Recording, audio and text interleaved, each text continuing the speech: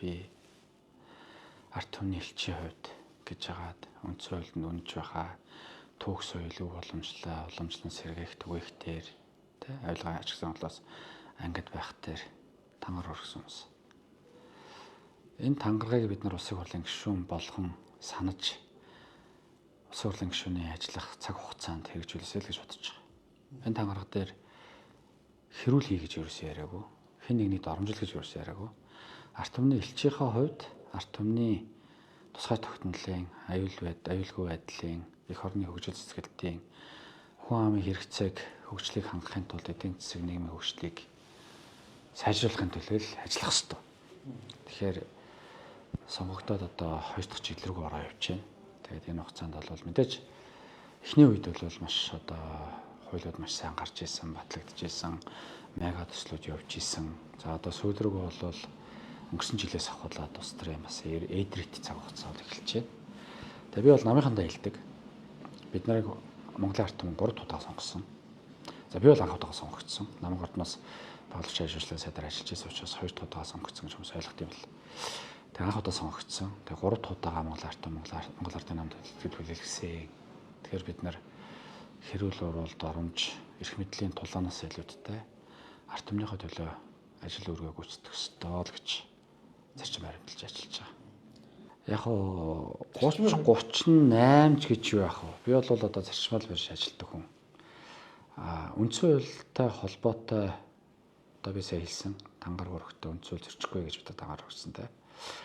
Тэр манай улсын хурлын дэд даргын одоо хурал удирдсан үеэр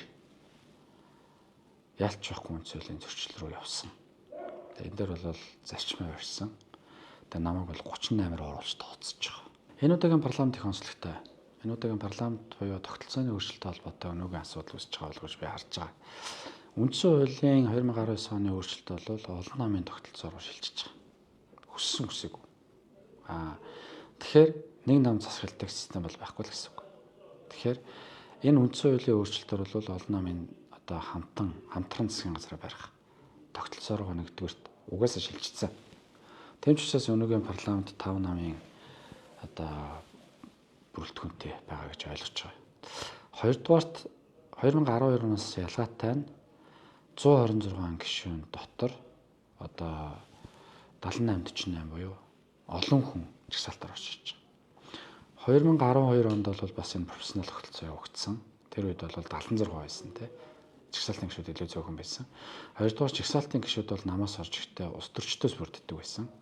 Энэ одоо бол экспертүүд тухайн салбартаа бас манлайлал үзүүлж байгаа хүмүүсээс бүрдэж байгаа. Өөрөөр хэлбэл улс төрийн суурьгүй хүмүүсээс бүрдэж байгаа гэсэн үг. Улс төр гэдгийг гэхдээ бид юу гэж харах вэ? Гэдгийг бодох хэрэгтэй асуудал. Улс төр гэдэг бол заавал улс төрийн намын тухай ойлголттой байхыг хэлэхгүй. Улс төр гэдэг бол өөрийнхөө салбарт хийж хэрэгжүүлж байгаа ажлыг экспертийн түвшинд маш сайн түлхэж явуулах, бодлогоо бидэх, хүлээн зөвшөөрүүлэх процессыг би улс төр гэж хардаг. Тэрнээс биш улс төрийн намаараа хуваагдаад хоорондоо талцаад хэрэлдээд эсвэл одоо нэгдээд нийлээд явахыг бол улс төр гэж би хардаггүй. Улс төрчлөлт нь бол өөр.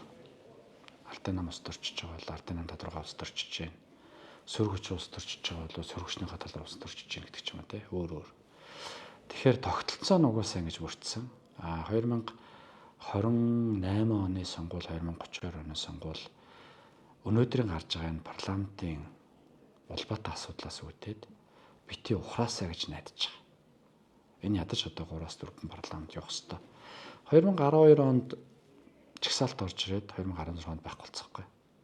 Хэрвээ 2012 оноос хойш профессионал тогтолцоогоор яваад 2024 онд очисон бол энэ 12 жилийн хугацаанд буюу 3 парламент дамжаад яваад ороод ирэхэд парламентын гишүүдийн тоон нэмэгдэж байгаа ч гэсэн тогтолцоо нь бүтэн 3 парламент дамжиж очиж байгаа учраас тогтчихсон байх байсан. Энэ дээр л би харж байгаа. Тэрнээс өнөөдөр хин нэгэн хувийн харилцаа гэж бол би харахгүй байгаа. Субъектив байдлаар би бас харахгүй байгаа. Энэ бол зайлшгүй бидний тогтолцооны өөрчлөлтөөс улбаатай туулах ёстой зам л гэж харж байгаа. 1997 онд батлагдсан Улсын хурлын гишүүний эрх зүйн байдлын тухай ойлгож байсан юм.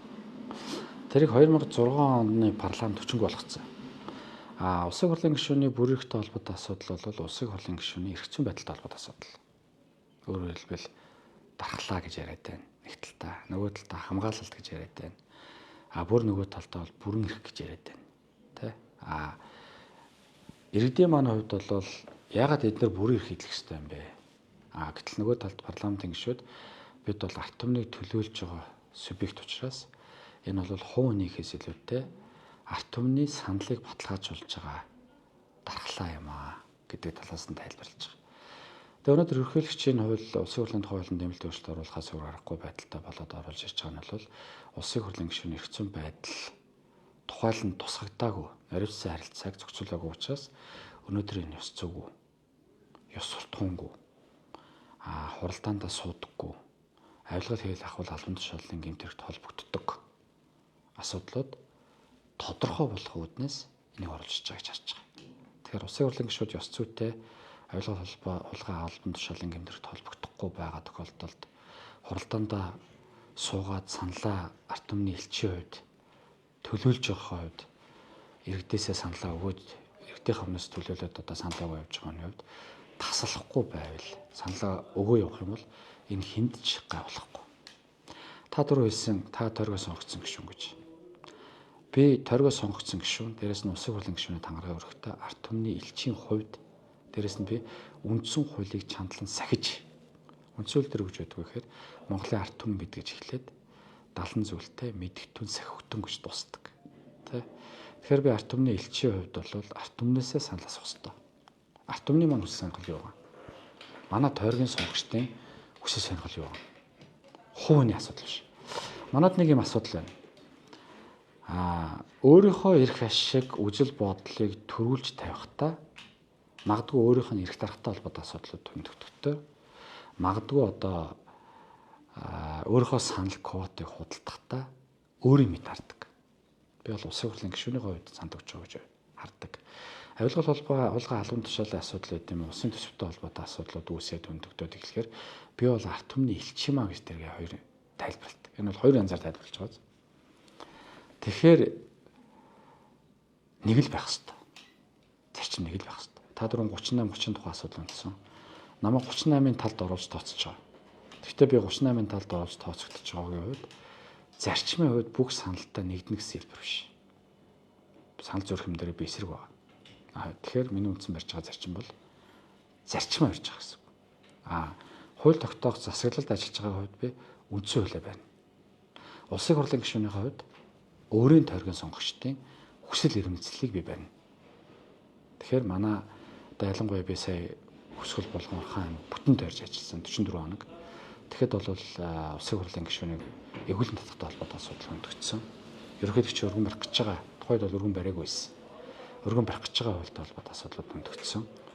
Дээрээс нь 2024 оны улсын хурлын сонгуулийн Монгол Ардын намын мөр хөтөлбөрт улсын хурлын гишүүнийг эгүүлэн татдаг болно гэсэн заалт орсон.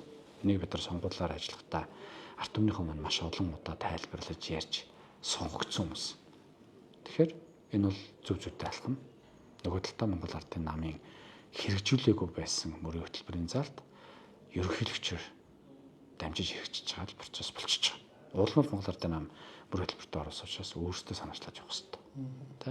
Улсын хурлын үйл ажиллагаа та холбоотой асуудал байгаа юм. Дэгтэй холбоотой асуудал байгаа юм. Энийг гэтэл улсын хурлын тухай хуулиар улсын хурлын гишүүний бүрэн эрхээс салгаж утсан байна. Салгаж утсан байна. Ерөнхийлөгч засгийн газар улсын хурлын 126, өөрөөр хэлбэл 128 субъект хууль санаачлах боломжтой. 126 улсын хурлын гишүүн буюу парламент. Энийг хэн нь ямар хууль санаачлах вэ гэдгийг зааглаж өгсөн. Тэ? Улсын хурлын үйл ажиллагаа болон дэгтэй холбоотой хуулийг ерөнхийлөгч санаачлахгүй. Энэ бол парламент өөрөө санаачлах ёстой юм гэж заагаад байгаа. Гэтэл улсын хурлын тухай хуулийн дээр нь энийг нь зааглаад өгсөн байх та. Яагаад? Бүрэн эрхийн асуудал улсын хурлын үйл ажиллагаатай холбоотой асуудал юм бол яагаад улсын хурлын тухай хуулийн дээр бүрэн эрх үйл ажиллагаа эрхийг салгаж авч үзсэн. Учиртай болоо салгаж байгаа шүү дээ. Тэгэхээр энэ дээр бол хуулийн ямар нэг үндсэн хуулийн зөрчил бол би илэрсэн гэж бодохгүй байгаа. Миний хувийн зарчим бол бид түрүү улсын хурлын дэд дараах улсын хурлын чуулганы хуралдааныг удирдахдаа үндсэн хуулийн зөрчилтэй холбоотой асуудал тухайн үед хөндөгдөж ирсэн учраас би зарчмаа дагсан гэж хэлсэн те. Бид нар үндсэн хуулиар дагах хэрэгтэй. Одоо үндсэн хууль дээр юу заасан байна тэргээл харах хэрэгтэй шүү дээ. Ер нь бол яг улсын хурлын гишүүний эрх зүйн байдлын тухай хууль байгаад 2006 43 болохгүйгээр 97 оны хуулийг явуулаад магадгүй илүү сайжруулад явж исэн бол өнөөдөр ийм асуудал үүсэхгүй. Тэр хуулийг 2006 онд байхгүй болгосноос улбаатаагаар өнөөдөр улсын хурлын гишүүнийг бүрэрх гэж байна. Үйл ажиллагаа гэж байна. Тэ? Халдшгүй байдал гэж байна. Улсын хурлын гишүү ер нь ингээд дураараа ааштах хэрэгтэй юм уу? Улсын хурлын чуулганы нэгдсэн хуралдаан дээр хэлсэн үгэндээ хариуцлага хүлээдэггүй. Эсвэл хүлээдэг. Хаан чамаагүй очиод би улсын хурлын гишүүн юм аа гэд хин нэг гүтгээд оромжлоод яваад байвал би хариуцлага хүлээдэггүй гэж ойлгох хэрэгтэй юу? Гэдэг ч юм уу те. Инхээр нөгөө хуулийн нарийн нюансууд зайлшгүй шаардлагатай болж эхэлж байгаа. Тэгэхээр бол ерөнхийлөн орхисноос улбаатаагаар өнөөгийн энэ асуудал үүсээд байгаа. Одоо тэгээд улсын хурлын гишүүн гэж хэн бэ гэдэг асуудал өндөгдөж байгаа. Би бол улсын хурлын гишүүнийг арт түмний төлөөлөл гэж ойлгож байгаа. Ардчлалын үндсэн зарчим бол төлөөллийн зарчмаар төр эрхийг барих. Тэ? Тэгэхээр улсын хурлын гишүүн гэдэг жагсаалт байна уу эсвэл тойрог байна уу гэж ялахаас үршилтгаалаад бүгд төлөөлөл болж байгаа. Намыг дугуулснаар хэдэн хувьтай дугуулгдсанаар тэр улсын хурлын гишүүд жагсаалтанд хэдэн хүн орж ирэх вэ гэдэг хувь илэрхийлэгдэж байгаа. Тэгээд тэд нар ч бас төлөөлөл. Ер нь цаашдаа зүгээр 2028-нд магадгүй өөрчлөлт оруулахар болвол профессионалаа би битээ өөрчлөлт гэж бодож байгаа. Харин нэрийг оруулж ирэх ёстой ч юм уу. Тэ магадгүй намын биш. Улсын хурлын гишүүнд намын жагсаалтны ард хэн жагсаалтанд ороод байна вэ гэдгийг харах бүрэн эрхийн нээж өмөр байна. Тэр жагсаалтны ард хулгайчлал өөрч орчвол яг уу хэдийгээр ялагдагчаар татагдаагүй ч гэсэн тодорхой гэмт хэрэгт холбогдсон хүн орчвол яг уу. Тэгээд тэр хүн ороод 4 жил улсын хурлын гишүүний бүрэн дарах эрхийг ард нуугдах ёстой юу гэдэг асуудлууд хүртэл эндээс гарч байгаа. Тэгэхээр улсын хурлын гишүүний эрх зүйн байдлыг л бид нар маш наривчлах ёстой гэдэг агуулга. Тэгвэл та хууль санаачлах боломжтой шүү дээ. Хурлын гишүүний эрх зүйн байдлыг яг нарийн ингэж зохицуулъя гэдэг ийм саналыг тэгээд тэрний дараагаар ерөнхийлөгчийн хуулийг хэлцүүлж зөвхөн гэдэг агуулга та хууль санаачлал оруулах боломжтой шүү дээ. Ер нь ийм бодол төрж гэнэ үү? Ингэх боломжтой шүү дээ. Надад бол одоохондоо бол тийм төрсөн юм бол алга. Монгол Ардын намын 2024 оны сонгуулийн мөрөг төлбөрт бол улсын хурлын гишүүнийг эгүүлэн татах асуудал хөндөгтөө ёс зүй, ёс суртахуун, авилгал албан тушаалын гэмт хэрэг яг өнөөгийн ерөнхийлөгчийн өргөн барьсан хэлбэрээр улсын хурлд нэр дэвссэн мөрөг төлбөр гарсан байхгүй. Яг энүүгээр явж байгаа. За тэгвэл ерөнхийлөгч нь Монгол Ардын намын хүн биш шүү дээ. Ард түмнээс сонгогдсон намаас хаан тэтгэлцдэг юм биш. Та нар ягаад тэгвэл өөрсдөө намын гишүүднээ сонгож юм хэл оруулж ирэхгүй ерөнхийлөгчөөр энэ хууль оруулж ирж ингэж галасарч байгаа. Гэхдээ тэгээд тэрийг ерөнхийлөгчөөс асуух хэрэгтэй байна. Бид нар өргөн бариагүй. Тэгвэл та нар 2000 тий. Дэмжиж гэдэг тохиолдолд би санал өгсөн. Яагаад дэмжих ёстой вэ гэдгийг би түрүү хэлсэн. Улсын хурлын гишүүдийн хувьд бол өөрсдөө хуулиа санаачлаад өргөн барьж гэдгийг маш олон улсын хурлын гишүүд хөндөд байгаа шүү дээ. Гэхдээ санаачлахгүй байна. Батбаатар гишүүний улсын хурлын гишүүнийг эгүүлэн татах хууль өргөн баригдсан явж байгаа гэж би ойлгож байгаа. Нөхөр өргөн барьмаар байна, ингэмээр байна гэдэг маш олон зүйл залтуудыг ярьжсэн те. Гэхдээ тэрийг бол нийгэм сошиалж явуулахдаа бол чагсаалтын гишүүдтэй холбож буюу одоо чагсаалтын гишүүдийг эгүүлэн татах холбоотой асуудал гэж хөндөгдөж ирсэн, ярьжсэн байхгүй. За нэг кейс байна. Чагсаалтаар сонгогдсон гишүүдээс намаасаа татгалцсан нэг гишүүн гарсан. Хүн намын зол жаргал. Өнөөдөр сул гишүүн гэсэн үг. Аль нэг намд харагдахгүй. Зол жаргал чинь чагсаалт биш шүү дээ. Тойргос. Тий, тойргос тий. Тий, тойргосоор уучлаарай. Чагсаалтаар авч тойргос. Чагсаалтаас сонгогдсон гишүүдээс эгүүлэн татахтай холбоотой асуудлыг намын түвшинд ярьж байсан тохиолдлууд бас гарч ирсэн үгүй л гарч ирсэн.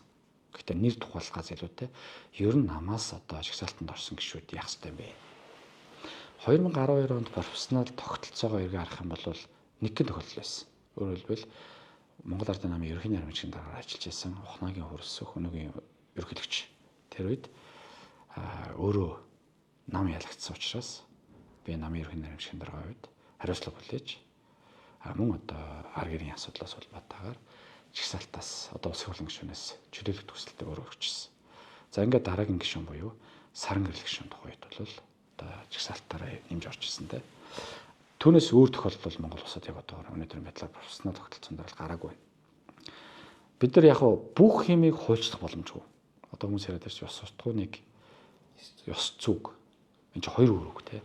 Хуульчлах боломжгүй гэдээ яриад байна шүү дээ. Гэхдээ хуульчлах боломжгүй гэдгээр дураараа авирлаад иж болох уу? Хэн нэг нь пэгэр нь дуудаж болох уу?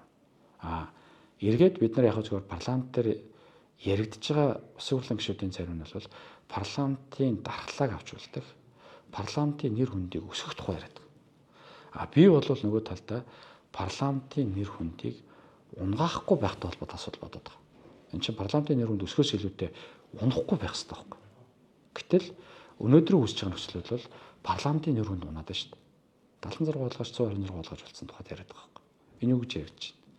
Энэ юу гэсэн үг гэхээр парламентын гишүүд бүрийн эрхийн хүрээнд хүнстэй ёс зүг харьцаж байна. Ёс суртахуунгүй хөдөлгөөн гаргаж байна. Авилгал хулгай халуун туршилтын гэмтрэгт холбогдож байна гэж ярьж байна. Нэг зүйлийг манай одоо жишээлбэл би ингээд тойргоор явж байхад эргэтэйг олж явж байхад нэг зүйлийг ялгахдаггүй юм л. Тэрний юу гэхээр засгийн газрын гишүүн улсын хурлын гишүүний хооронд нь ялгахдаггүй. Тэгэхээр засгийн газрын гишүүн дээр үүссэн асуудлыг парламентын гишүүн гэж ойлгодог. Нийтлэхээр. Тийм ч учраас намайг засгийн газрын гишүүн байгаль шаардлагын сайдаар ажиллаж исэн хүний хувьд парламентын гишүүн болоход чи хоёр дахь сонгогдсон шүү дээ гэж хэлж байгаа нь. Утга нь өөрөө тэр. Тэгэхээр бидний хувьд тодорхой хэмжээнд энэ нөгөө ялгаа цаагаа ихсэн ойлгох л шүү дээ. Гэхдээ бидний барих нэг үндсэн зарчим байна. Үндсэн хууль. Хэрвээ үнэхээр нөхцөл байдлыг цаашдаа яаж өрнөхийг урьдчилан тооцоод одоо нэг тухайн хүчин төгөлдөр мөрдөгдөж байгаа хуулийн үр дагаврын нөлөөллийн шинжилгээ хийдэг. Одоо бид нар бүх хуулийн өрөө маргатай хийж байгаа те. Энийг зөв хийдэг болчвол дараа дараагийн хуулийг зөв болгох. Дараа дараагийн одоо бүх асуудлууд зэгцэнд ороход бол гэж бодож байгаа.